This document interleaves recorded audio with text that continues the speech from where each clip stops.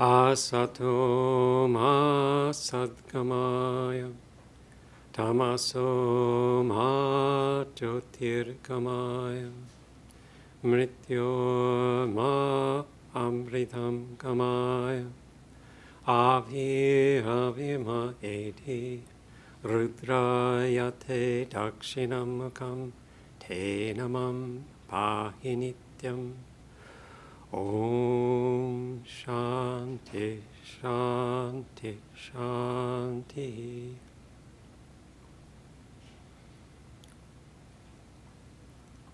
Lead us from the ever-changing to the unchanging.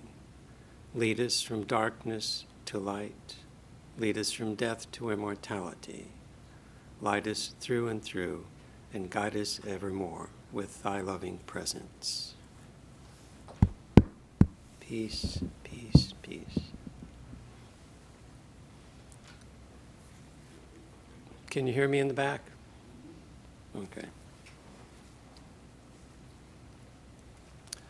Good morning, and thank each and every one of you for coming. The last time I spoke, we were having a 12-inch snowstorm, and it reminded me of those years during COVID when we'd get up here and give an online lecture to a hall full of empty seats. So I really appreciate each and every one of you. The topic this morning is the application of Bhakti to daily life. It could also be the cultivation of devotion to God in daily life. But I kind of like the application of Bhakti to daily life. I wouldn't have chosen that title. It was given to me by Swami for a retreat some years ago in Tennessee. And after I'd worked with it for a while, I said, no, I like this better. I didn't come up with it, but this is good. The application of Bhakti to daily life. Now, there are two main paths within Hinduism, the path of devotion and the path of knowledge. For devotees, it's the approach to God with form and qualities, the God that creates, preserves, and destroys this universe, and is in loving relationship with the human beings and all creatures, and is also present within the universe. Now, the path of knowledge, the people who follow the path of knowledge approach the impersonal absolute being beyond thought, symbol, and quality, the God that exists when the universe doesn't, and there's no reference, there are no reference with which you can use to name that divinity, that reality. Now, Sri Shankara, the great teacher of non-dualistic Vedanta, who championed the path of knowledge over the path of devotion, said, of all the means to liberation, that is, to the direct experience of divinity, of all the means to liberation, to complete freedom from all bondage and suffering, bhakti, devotion to God, is supreme. Now, why in the world would Shankara, of all people, say this? Because just through the intellect, just through reasoning, we cannot realize God. The heart must move with the head. The emotions must join with the intellect. The heart must yearn for God. Without bhakti, without devotion to God, we're just research students. Sri Ramakrishna put it more bluntly. He said, a pundit, that is, a scholar of the scriptures, A pundit without devotion is like an ass carrying a load of books. Not only don't you get God, but those books are heavy. It's quite a load to carry. This is the days before electronics and Kindle and flash drives and smartphones. So, without bhakti, we're just research students. The intellect without the emotions has no motive power. You don't get there. So Shankara says, of all the means to liberation, bhakti is supreme. Constant recollectedness of God is called bhakti. And truly speaking, we meditate on what we love. That's what carries us through this life. And it's the vector that determines the direction that we take when we leave this life. And what is it that carries us, the normal, well-adjusted person, through life? Years ago, this was brought home to me when I was doing market research shortly after graduating from college. I was interviewing a man who inspected commercial real estate for an insurance company. This was a long survey, and he was a very good interview. He didn't give me any trouble. How long is this going to take? I have, something in the oven or whatever. He sat down and he focused on what we were doing, and it went very easily, and I was quite grateful to him for that. And after the interview was finished, he started asking me questions. I was happy to spend some time with him. And he was older, and when you're older and you've figured out some things about life, there's a desire to share that before you leave. And when you find someone in the right frequency range, you start seeing if that can be done. That's what was going on. So he was asking questions, but they were really questions to kind of stimulate thought about, well, what are we really doing here, and what is life all about, and what's important, and things like that. And I only remember one question that he asked me, and this is it. He said, what was the slave in Egypt thinking about when he was hauling stones for the pyramids? Now that's a very good question. And I kept very silent. And finally he said, he was thinking about his wife and kids back home. Now, how did the commercial insurance inspector in Alton, Illinois, know that a slave thousands of years ago in Egypt building the pyramids would be thinking about his wife and kids? Because he's a human being. And for most people, their primary joy comes through close personal relationships. Even while engaged in work that is intellectually challenging, part of the mind will be remembering consciously or subconsciously those primary relationships which bring us joy. One of our very revered Swamis,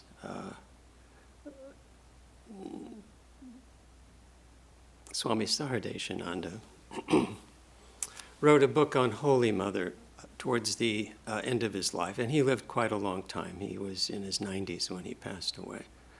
And this was probably written when he was in his 80s. And it's on this kind of topic. So I'll share this with you.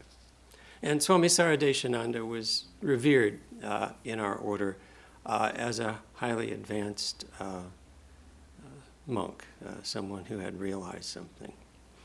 And other swamis would go to him for consultation and advice. So he writes, I had gone to the house of a friend of mine to meet him after many years. My friend was a doctor, about 40 years old, which means Swami Sarvadeshananda was about 40 when this took place as well. He had a good practice and a reputation as a good physician. After 2 sons, he was blessed with a daughter who was then 1.5 years old. Now, from his early boyhood, my friend was very particular about the neatness of his clothing. If he went to a place and found the seat unclean, he would first dust it off and then sit, or else finish his work standing. Nobody had ever seen him dressed except spick and span. Seeing me there, unexpectedly, my friend came running in great joy, and we started exchanging greetings and pleasantries, when this little daughter of his, the apple of his eye, toddled over there and raised her arms up, lisping, "Dada." At once he bent down, raised her in his arms, and in the exuberance of his love for her, remarked plaintively, "For her sake, I had to leave off everything, even my fastidiousness. She would never accept a no. The moment her eyes fall upon me, I must at once take her up in my arms. When I get back from my practice, I'm not allowed to change clothes. She may be playing in the dust. When she sees me, she will at once come running, and I have to take her into my arms then and there. Otherwise, she'll bring the house down with her cries." I was able to keep myself away from my sons. They were not allowed to get upon my lap, but I couldn't save myself from her.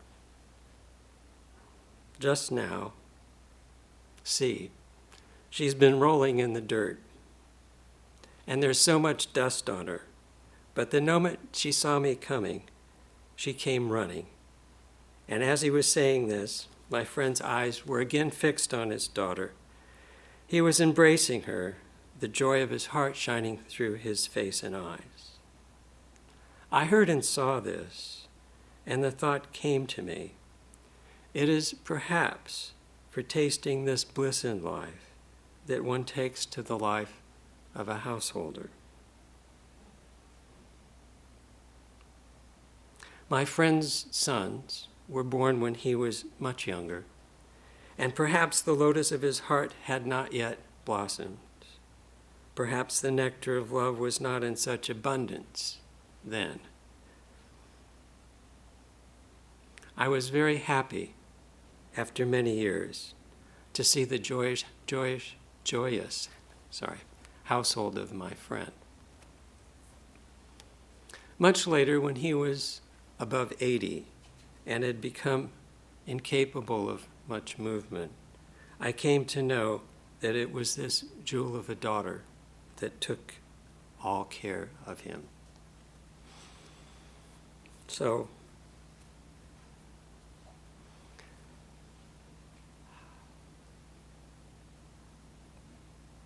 he was a good writer. Anything, you see, that is deeply imprinted on the mind becomes a preoccupation. It carries us along. There are people whose scientific work is such that that's their preoccupation. Albert Einstein used to tell people, don't worry about interrupting my work. It's always going on, whether we're talking or not. But those people are rare. And this is true of most people whose engagement with life is highly skewed towards the rational rather than the emotional.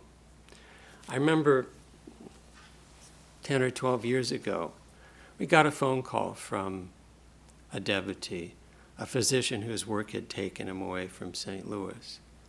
And he didn't call off, and he didn't go on and on. He was a research physician, worked at a medical center, and a good scientist as well as a clinical practitioner. And he got right to the point. He said he'd been diagnosed with a disease, and it's a certain type of cancer. And when he mentioned it, I realized that it took people rather quickly. And he said this, how it was very matter-of-factly, how it was diagnosed and how it was being treated. And I'm a little bit alarmed, but he's just being very matter-of-fact. And I was really puzzled because there was so much joy in his voice. I said, I'd never heard so much joy in his voice. And I was wondering, thinking, this is very strange. I mean, what's going on? So finally, he says, well, this is a little odd, but, you know, both my girls picked themselves up and moved their families here within 2 or 3 months, relocated. One of his daughters was teaching in Mexico. The other one was about to start her specialization training. She was also a physician. And she managed to get her specialization training somehow, relocated to the city where her father was. And the other daughter got another teaching job in the same city, and they moved close to their dad. And in remarkably quick time, and he was still trying to be clinical about it, but the joy in his voice just gave him away. So he said, and so there are 8 more mammals. I said, well, what does that mean? He said, that's 2 daughters, 2 sons-in-law, 2 grandchildren, and 2 dogs.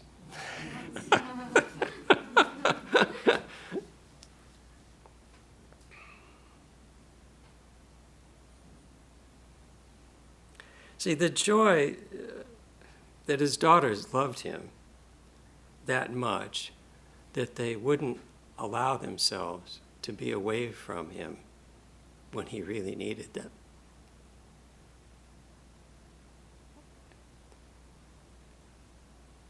It is what I was hearing in his voice. And it changed the whole situation. So when the mind turns to God, it's natural and highly effective to approach God through human relationship. Any human relationship can be divinized. The practical problem is how to take the mind that has been churning through the ocean of samsara, through the ocean of life and death for many lives, preoccupied with the world, and turn that ship around so that it's churning in the opposite direction, preoccupied with God. How does one change preoccupation with the world to preoccupation with God? How does one change devotion to the world to devotion to God?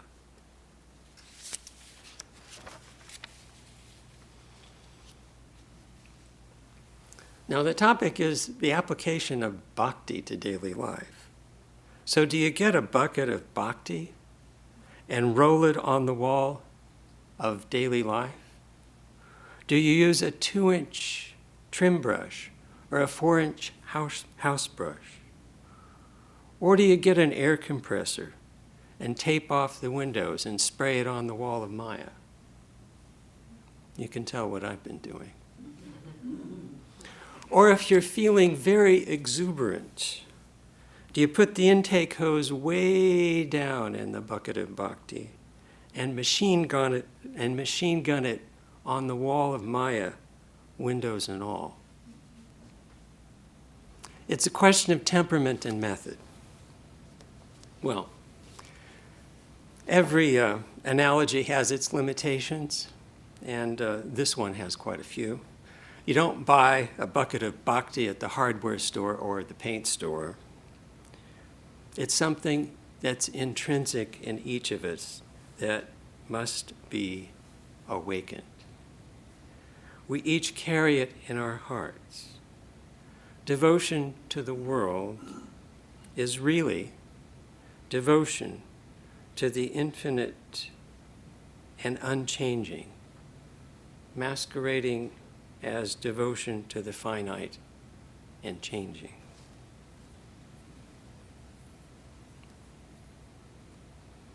And the awakening of bhakti almost always comes through human contact. Now, we've got a very rich spiritual tradition, and I'll move to Holy Mother, Sri Sarada Devi, who was betrothed to Sri Ramakrishna at the age of 5 and went to stay with him when she was of age at 17. But she had an opportunity, and this was her first opportunity, to be around him at the age of 13 when he came and stayed in his native village, Kamarpukur, for an extended time. And she later said of this time, "I never saw his face sad or sour. He always radiated joy, whether he was absorbed in samadhi or in the company of an older person or with a 5-year-old child. Never did I see him gloomy."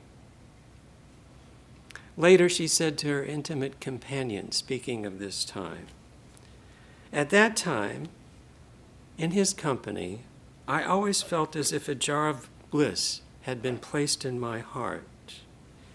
It is impossible to describe that divine joy which was full to the brim and has been pouring ever since." Oh my.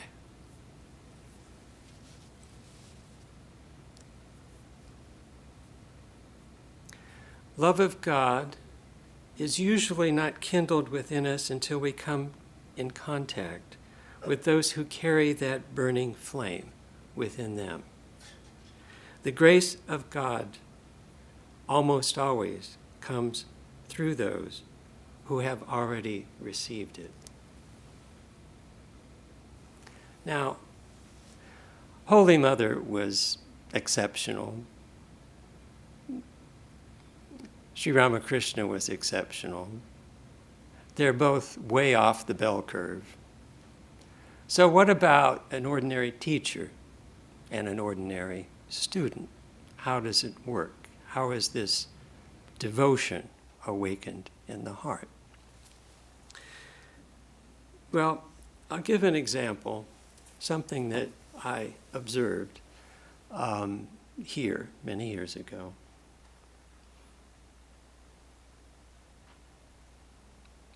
This was in the early 70s.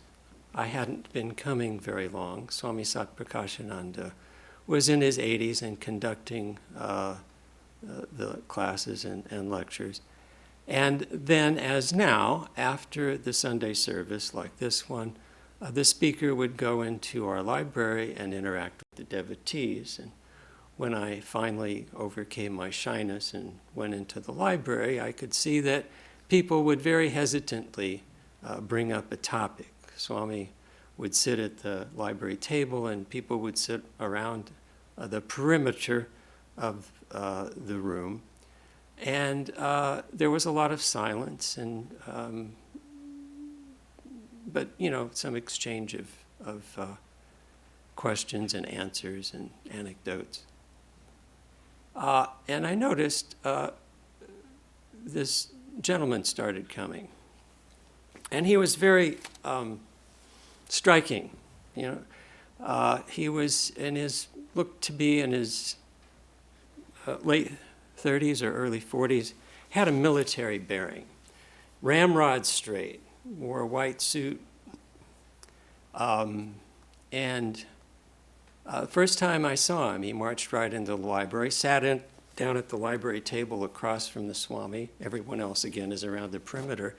And he started asking questions, one question after another, you see, in this booming voice.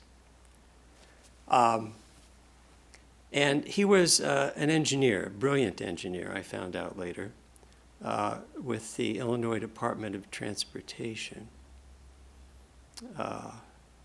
He was getting his PhD in engineering at UCal Berkeley when he was hired by the Illinois Department of Transportation in the 50s. And he had developed an interest in spiritual life, and he knew Sanskrit, and he had all these questions, and he knew that this particular Swami was a great scholar. And this was like, he'd found pay dirt. This is, what an opportunity. And he just had one question after another. Every Sunday after the lecture, it'd be boom, boom, boom, boom. So I was sitting, one time I was sitting behind Swami Satprakashananda,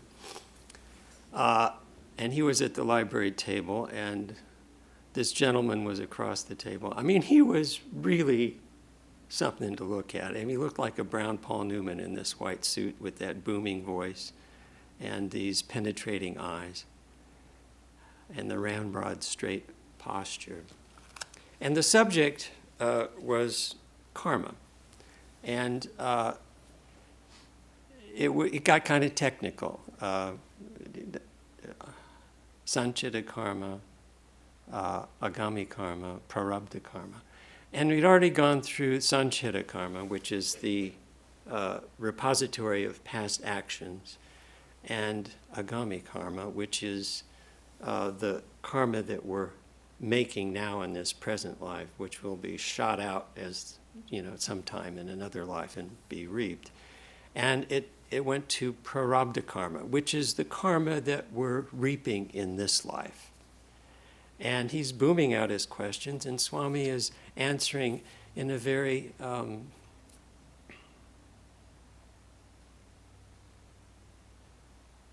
unpresupposing way, just very softly answering the question, not elaborating. And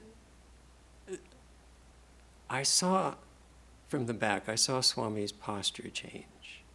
And his voice, changed at the same time from being very humble to having a great deal of authority.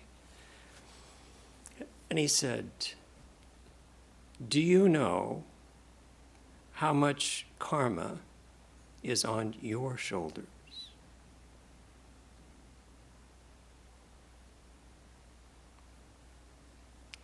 The effect was immediate and permanent. This man's posture changed. The look in his face and eyes changed. He was quiet for some time. His hands came up like this, and he said, not in a booming voice, "I don't know, Maharaj. You know."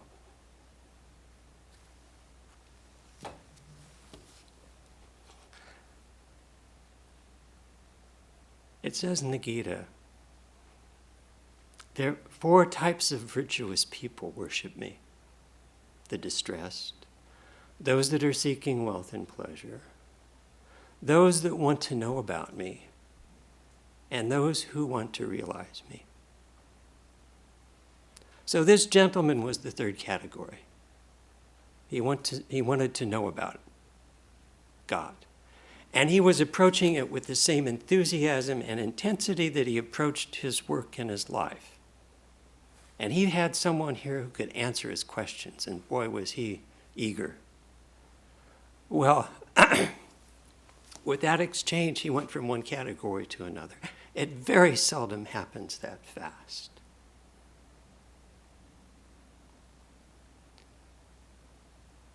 He thought had found someone who could answer his intellectual questions about the spiritual path. And he realized that he'd found someone who could solve the problem of his life. See? Very interesting. I've never seen anything like that happen. So, That was the last time I saw the white suit. He wore casual clothes after that, come every Sunday. He'd always come into the library, but he never sat at the table again. He'd sit on the periphery. And then after a while, he wouldn't even sit. He'd stand by the exit from the room. He'd know Swami'd have to walk past there on his way out. And as Swami left the room, his hands would come up like this, and he'd say very softly, "Please bless me."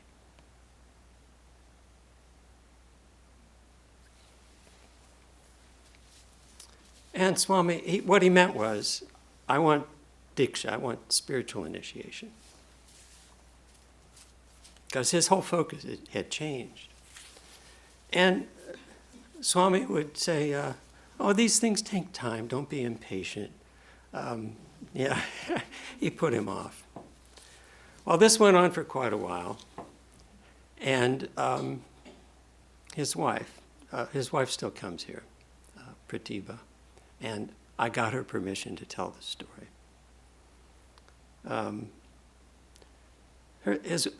Pratibha said one day, she said, you know, I need a rosary. I need a japamala to say my prayers.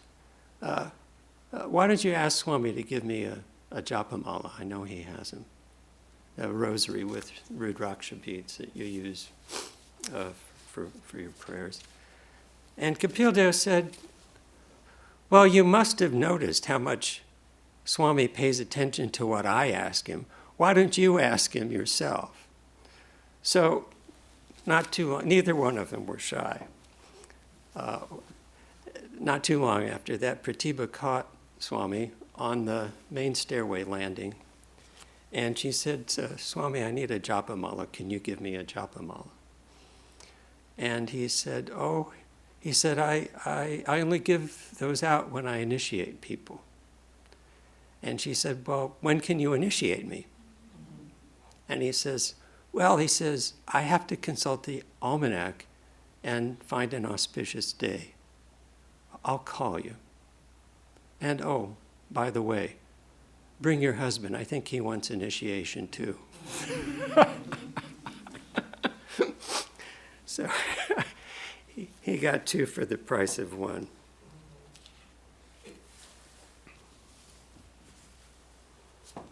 Now,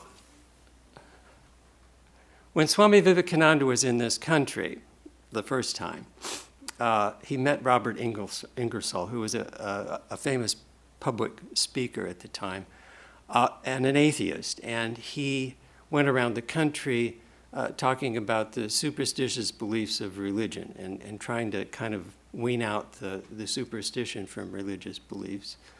And he mentioned to Swami Vivekananda, he said, if I hadn't come before you, you would have had a much harder time giving your message here. So they were acquaintances, they got along with each other, but they didn't quite see eye to eye. And Ingersoll once made the remark to Swami Vivekananda, had I been God, I would have made health as contagious as disease. Swami said, little do we realize that health is as contagious as disease, virtue as contagious as vice, and cheerfulness as contagious as moroseness. Moral and spiritual precepts, however sublime, may stimulate our thoughts and inspire us with noble feelings. But unless we see them actually exemplified in the lives of great people, they don't implant themselves inside us as the ideals of life and living. So this is what happened at that table in the library. All of a sudden, there was an aha moment. This is what's going on with the great spiritual teachers of the world, the incarnations, the prophets, the messengers of God. It's so strong within them that it implants, that spiritual ideal implants in us as the ideal of life and living. And once that love of God, wakes up, how do we nourish and develop it? It's a matter of removing obstacles. It's the urge for the infinite, the eternal, the perfect, that impels our seeking of wealth, position, love, friendship, and power. And why our minds refuse to be satisfied with anything limited and imperfect. We think we want it until we get it, and then we realize it's not enough. Swami Vivekananda put it more poetically. He said, "This universe is the wreckage of the infinite on the shores of the finite."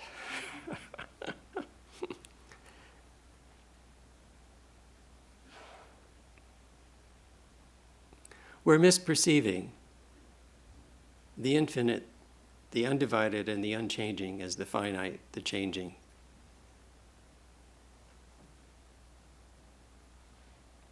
And spiritual realization is a matter of deconstructing that and realizing things as they are. Once we wake up and start to turn the ship around, it's essential that we devote some time each day exclusively to God. If we don't do that, we won't be able to remember God as we go about our daily routine. Now, this time devoted to God usually takes the form of puja, that is, worship, or japa, repetition of God's name, or meditation, but not necessarily those things. And it doesn't matter if we don't necessarily remember God very well during that time that we make daily to remember God. And at times, and especially at the beginning, we want to give it all up because it doesn't go well at all. In fact, sometimes it feels like we're going backwards. But the point is persistence. Over time, that daily effort changes us, and we'll be able to practice working and remember God more or less in our secular activities.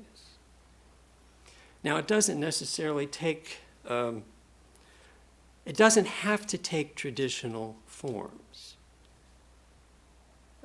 Sri Ramakrishna talked about the sadhu who got up every morning and looked at the waterfall outside his hut and said, "Ah, wonderful, wonderful." That was his sadhana. So I want to talk again about another devotee that I knew and his spiritual practice. So Norman Schrager was a devotee from the Rio Grande Valley in Texas, and he discovered Vedanta in the late 40s and adopted this center as his center. And when I knew him, he would come up once a year, usually in May when the weather was nice, and spend a week with us. And I got to know and like him. He had a very self-deprecating sense of humor. He'd say, "I'm just a poor, friendless, struggling Jewish merchant." Well, he wasn't poor, he wasn't struggling, he wasn't friendless, he was a merchant.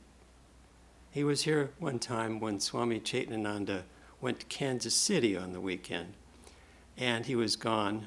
So Friday morning I said, "Norman, when's the last time you've been to a Friday night service?"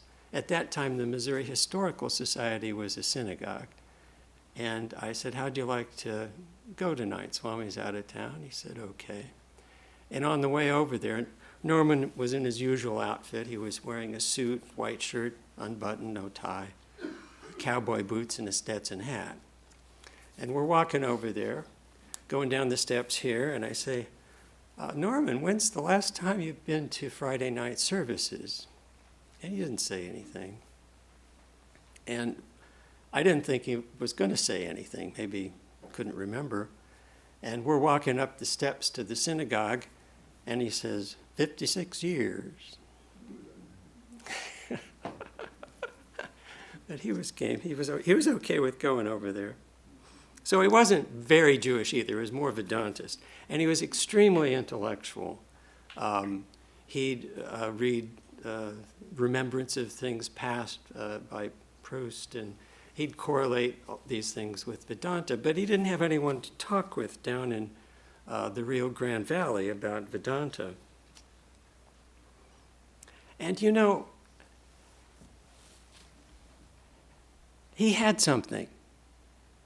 And when you spent time with him, he had santosha, he had contentment. He had this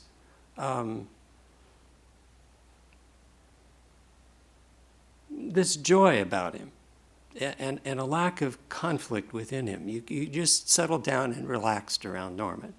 And his self-deprecating sense of humor, well, he was self-deprecating about everything about it except his native state. He'd say, never ask a man where he's from. If he's from Texas, he'll tell you. If not, don't embarrass him. And he even thought that kind of attitude about Texas was a little, there was also kind of self-deprecating. He was poking fun at the people who thought that God created the world in 6 days and then created Texas. You know. So we had a young someone who just joined as a novice, and he was getting acquainted with Norman, who was staying with us. We had a room in the basement that he stayed in, and I could hear them talking. And this young man asked Norman. He said, "Norman, you're all alone there. You're the only Vedantist down there." He said, "You got no one to talk to." He said, "Don't you ever get lonely?" And Norman said, "Yeah," he said, "I used to get lonely. Then one day, I was reading Sports Illustrated." Now, he didn't try to dress it up. He didn't say, "I was reading the scripture." He says, "One day I was reading Sports Illustrated, and suddenly, I just saw love everywhere. And after that, I've never been lonely." Now, that was the end of it. You see, his spiritual practice, he used to say, "I can't meditate." You know, he'd say his mantra, but his real spiritual practice was Vivekananda. He said Vivekananda was a seer. Vivekananda experienced Nirvikalpa Samadhi. Vivekananda was blessed by Ramakrishna. His words are like the words of the Veda, except they're in English.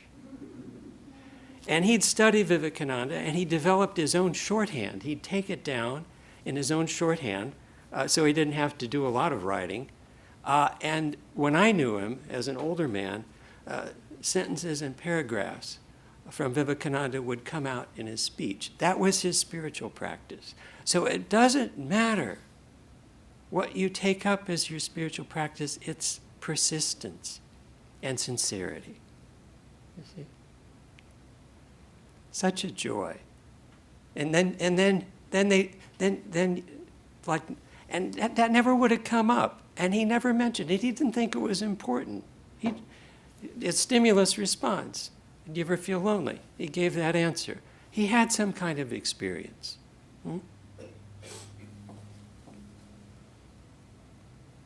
This comes to me.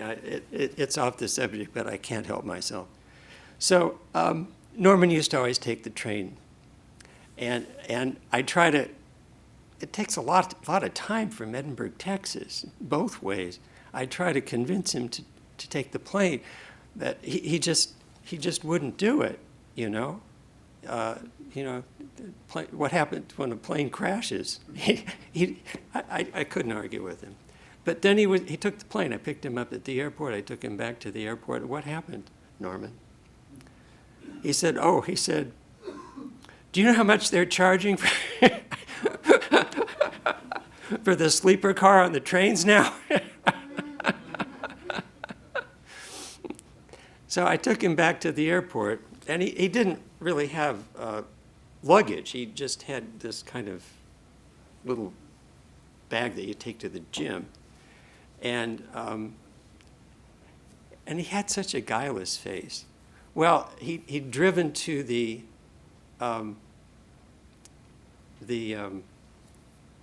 airport in McAllen, left his car there, and he evidently left his driver's license at home. So when he went to check in, they wanted a photo ID, and he didn't have one. And the lady at the counter, this was before 9/11, the lady at the counter was very good-natured, not flustered at all, but she was getting exasperated. And she said, "Don't you have anything with a picture on it?" And his face brightened. He said, "As a matter of fact," he said, "I have a dollar bill with a very good portrait of George Washington." And this guileless face, she said, "Okay."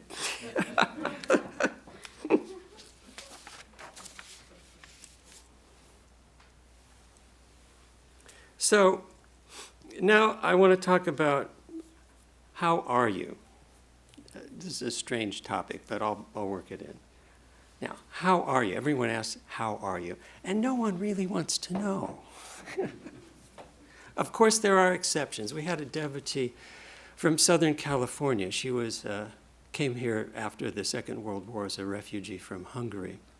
Her name was Veronica, and she spoke like Marlene Dietrich. And she'd visit occasionally and call more often. And she'd recognize my voice. You'd say hello, and she'd say, "Hello, this is Veronica. How are you?" And when she said, "How are you?" you really felt like you had to cough it all up. Nothing was too intransigent or too dark or too intractable for Veronica. No, I said, "How are you?" She always wore black.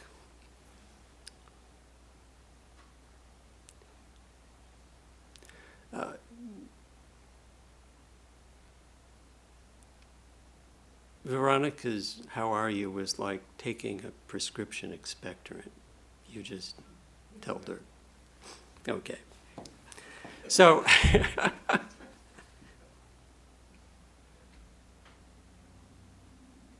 now something happens to us as we proceed along the spiritual path. There's a shift. When people say, "How are you?" it's, well, how's your family? How are your kids? How are your investments? How's your health? I mean, these are the things that are being queried. Our focus shifts and becomes less. How we're doing on those realms becomes less important than our inner life. How we're doing physically, materially is there, but it becomes peripheral rather than central. So. And this is about May Kuntz. Now, Swami Ishtananda, when he gave me this topic, he says, "I want a how-to lecture. The application of Bhakti to daily life. I want a how-to lecture." So, okay. So, May Kuntz was...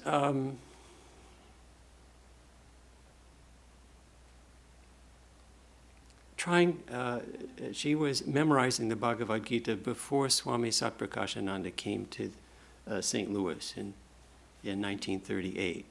She had somehow gotten an interest in Hinduism. She had a high school education. Her husband installed meters for the gas company.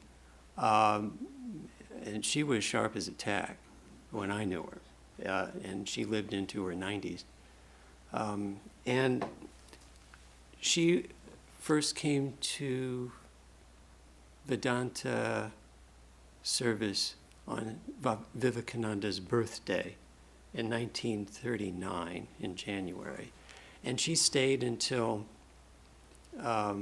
she passed away. I think it must have been in the late 90s, something like that. Anyway.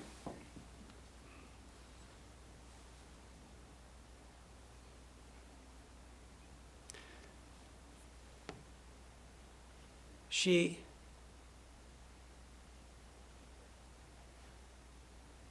knew how to get things done, and she knew how to take care of herself. She'd go to the health food store, and she'd read the labels, and she used her spice cabinet as a medicine cabinet. But she would consult with the doctors, especially as she got older. So she went to the clinic, and she was telling me about this one time. She said, I went to the clinic, and this young doctor asked me, how are you? And so she'd never seen him before. This was the days before the electronic medical records. And she goes through her conditions, the onset, its general condition, how she's doing specifically now, arthritis. She had an artificial heart valve at that time, 3 or 4 conditions.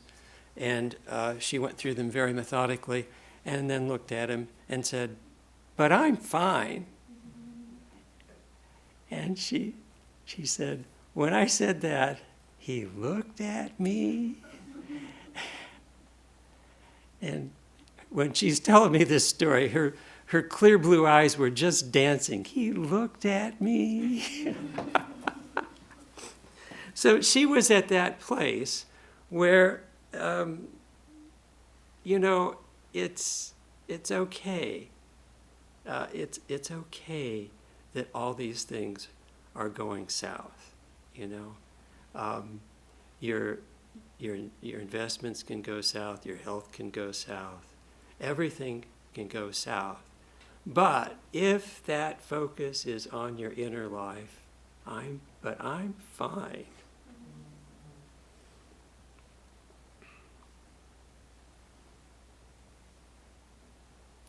Now, Hindu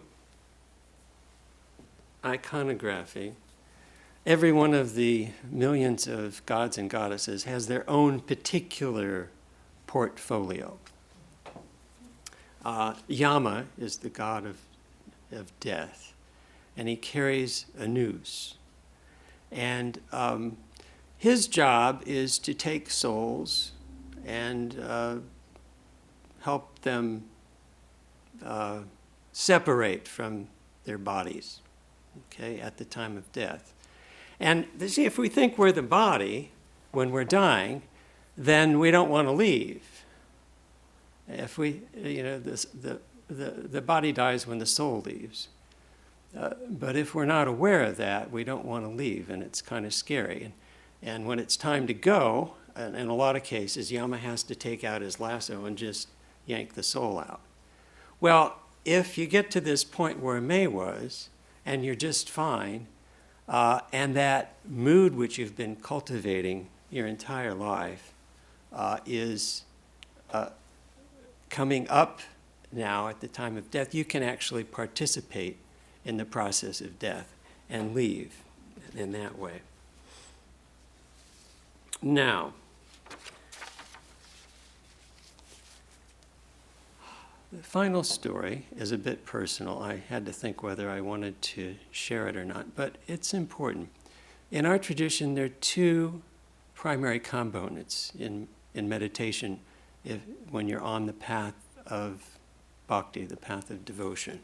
One is your chosen ideal of God, that aspect of divinity which draws you.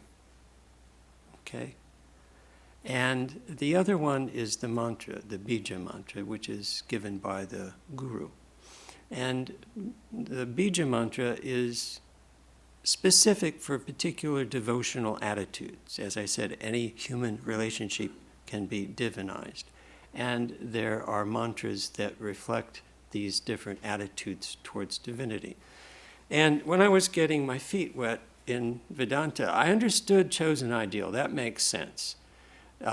that aspect of God which inspires you, which draws up your best qualities. If you meditate on that person's life, then those qualities which you admire will begin to get engendered in yours.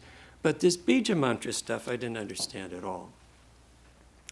And I wasn't too sure about that. But I felt like I should do some spiritual practice. See, at this time, the Beatles were going off to Maharishi Mahesh Yogi and getting mantras, and people were selling mantras on college campuses. And it was kind of in the air. And one of the groups, the Hindu groups that was in this country, the news media got a hold of their Sanskrit mantras and published them. And then some scientists started doing some scientific experiments with these mantras and measuring people's galvanic skin response, their heart rate, their breathing, different things like that while they're saying the mantra, and using control group, giving a control group a mantra that had no spiritual meaning, like Coke, And their scientific investigations found that there was no difference between Coca-Cola and the Sanskrit mantras. So this was in the air. So I wasn't too sure about the Sanskrit mantras. But I felt I had to do something. I didn't quite know what I should do. And I was just moved in here at the time. And on more than one occasion, I've been accused of walking like a cat burglar. So I was alone in the house with Swami Satprakashananda, and I could hear him saying something with great devotion on the second floor. And he was in his 80s and hard of hearing, so I'm sure he didn't know I was there. And it sounded beautiful to me, and he kept saying it over and over again. And I thought, well, that sounds pretty good. I'll do that one. So, and I really liked it. It was really easy for me. It was just like a duck to water. And I had a job that time with juvenile delinquent and emotionally disturbed teenagers who were pre-selected for the severity of their problems and then dumped together. It was a really hard job. I mean, some of them were on experimental release from the Fulton State Mental Hospital. Some of them were on experimental release from the State Juvenile Detention Facility. And I could hear him talking about me after a while. He said, man, is he cool? That was me, yeah. Because I noticed that I was just watching. They do these things that were designed to elicit responses. And I just watched. I wasn't affected. He says, boy, is he cool. But, I was being paid to intervene. This was not going the way it should have been. I was getting a little worried. So I decided I needed a consultation and made an appointment with Swami Satprakashananda and told him what was going on. And he said, who told you to say that?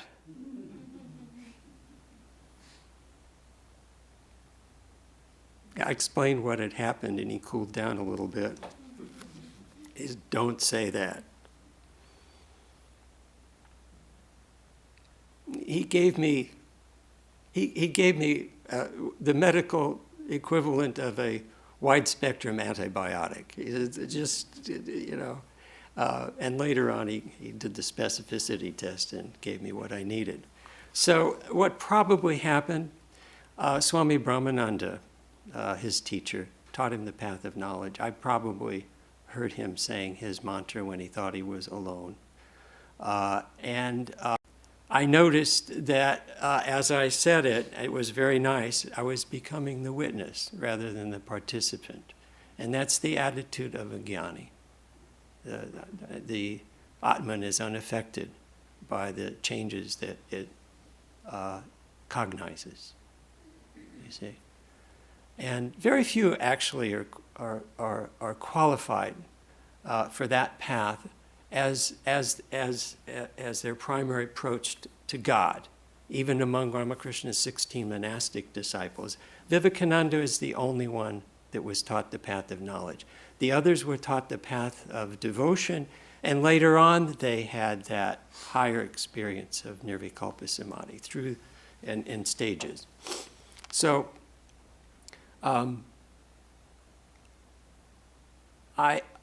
I mean, that's a personal experience. I know from my own experience that I don't know how it works, but I accept it. These mantras engender a spiritual mood if you're sincere.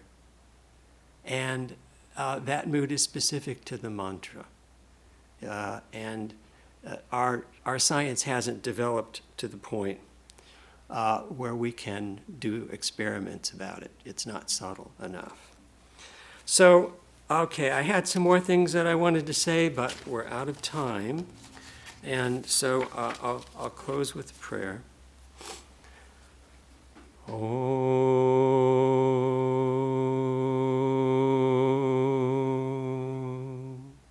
Purnamada Purnamidam Purnat Purnamudachyate Purnasya Purnamadaya Purnameva Vashishyate. Om Shanti, Shanti, Shanti.